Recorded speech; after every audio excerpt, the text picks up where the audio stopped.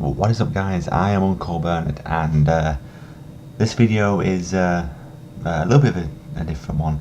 It's a review of Star Wars Rogue One, the movie. I heard there is another thing, Star Wars Rogue. Is it a DLC for some game or something? I think it's like Star Wars Rogue DLC or something. I'm not entirely sure. I don't know.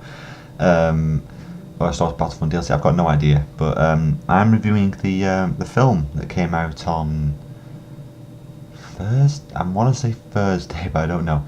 Anyway, I went to see it on Saturday, and overall, I'm not doing the scripted. I've only got like a couple of points here that I've written down. But overall, it was a really, really good movie. It was amazing. Now, the one thing that I got confused about was I didn't know it was a story. I didn't know that it was separate from the films. So the new film, I don't know when it's coming out. The new one, I think probably late next year, or probably maybe even after that. But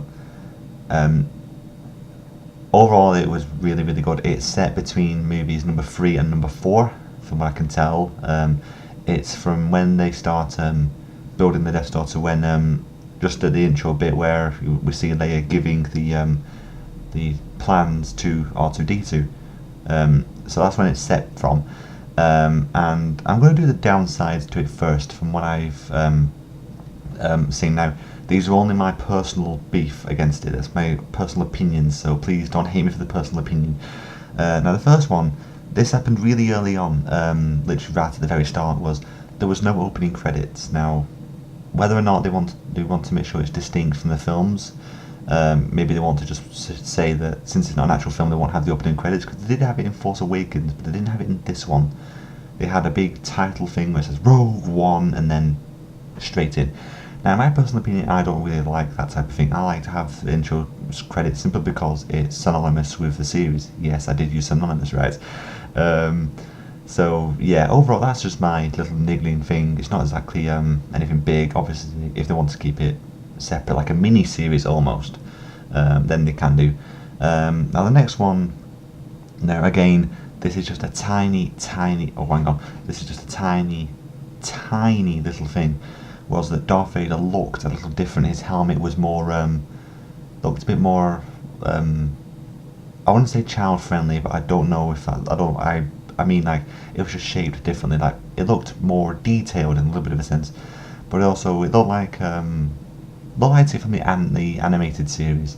His helmet just looked a bit too animated. So obviously, I doubt they got the original actor. I don't know if the original actor's still alive. Probably is. So yeah, again, it's just a little niggling thing. His outfit was a bit. It didn't look as threatening. That's the word, threatening. It didn't look as threatening as, because Darth Vader is one of the main villains, and so he has to come across like someone to be feared.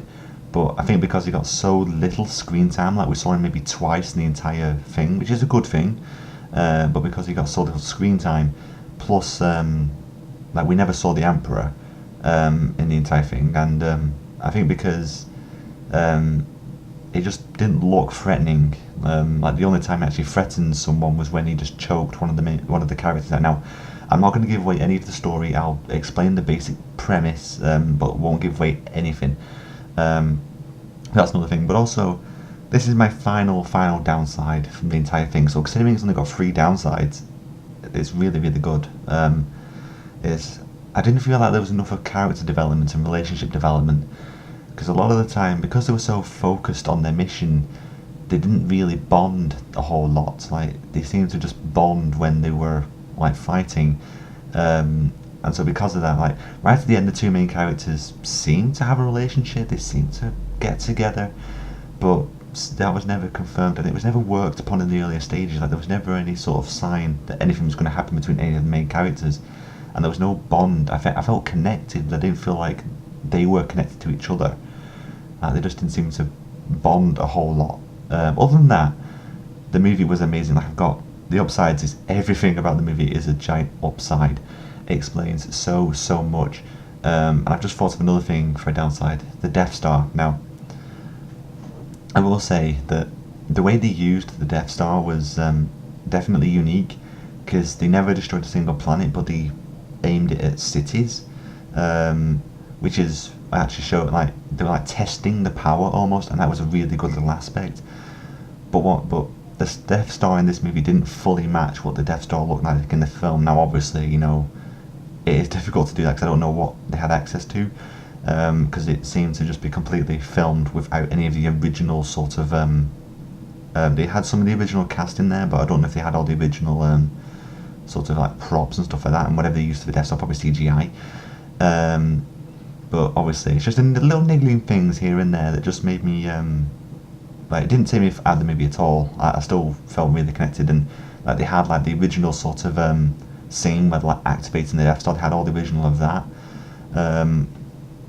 Also, I'm thinking of downsides as I go, and it's just like little niggling things I'm just trying to explain. Also, right at the very start, I felt like they jumped between planets a bit too quickly. Like we had maybe 5 or 6 planets quite in quick succession. I felt like maybe they should have just like maybe spread it out over a little, like more over the film, because we spend like a lot of time on one single planet and like little time on like different planets, which is absolutely fine. But it's just my little niggling things about me. But yeah, but I think the main thing is just there just wasn't enough character development. Like, you know, like they were portrayed as like a hit squad almost. Like, you know, they were like a rogue agent, hence why it's called Rogue. And I think because of that, if they had more character development and they really like explained the backstory of each character a bit more, like we had one character who I think was a mercenary almost, I think anyway. Then we had another one who was like a believer of the Force, and then we had like another rebel, and then we had the main. He was one of the main characters. Then we had another main character, the main character, the lead, and I feel like they didn't really. And then we had another one who was a pilot, and we didn't have enough of a character development between the two. Like, the only character that I felt was developed on was a robot. I'm really trying to be careful here not to give away too much. And he was like one of the like he hated the lead. He hated the lead character, and that was hilarious. He had a lot of jokes. It was funny, and that's one thing that I absolutely love is the humour. The amount of humour they had in there was hilarious. It kept your interest all the way through, and that was just really good. But it's just mainly the character development. If they had a bit more character development and they just explained the backstory to each character a bit more, like why they hated the Empire. Obviously, like they had all universal reasons, but maybe a bit more of a personal reason.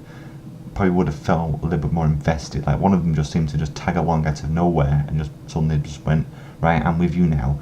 And that shouldn't really have been the case. It should have just been a bit more explained upon why he wanted to tag along, and then maybe it would have just brought it together a bit more. But overall, it was amazing. Oh, and also one last thing. I've just thought of right now that I meant to write down, but I didn't. At one point, this TIE fighter comes in and destroys a satellite, and they were sending data. I'm really trying to be careful here, but I think the one thing that we didn't see was whether or not she actually sent the data. Like, it just seemed to just like it was completely obliterated, and yet the data still sent. And so it was sort of like, well, we didn't actually see it. So I was like, did she do it? Did she not? It just sort of happened. Oh, okay then. So yeah, if we saw that, then that would have just been a little minute thing, but I can forgive that. But the character development again is like one of my big main points of this. I didn't feel there was enough character development throughout the film. It was quite a long one, about 2.5 hours. So, but overall, amazing film. If you haven't seen it, go and see it. It is absolutely amazing. I recommend it. So yeah. Anyway, that's just literally most of it. I'm gonna just close my phone. Close phone lock. So anyway, yeah, that's my review of Star Wars Rogue One. I've got no idea how this is gone. If you want me to do any more reviews, I'd happily do more. This was actually sent to me. I actually asked to do this by Freedom, the partnership company I'm hopefully being partnered with. So yeah, it's different certainly, and I really do actually enjoy watching the film. I'm actually going to see it twice, which is going to be fun. So anyway, yeah, thank you for watching, and I'll see you in another video. Bye guys.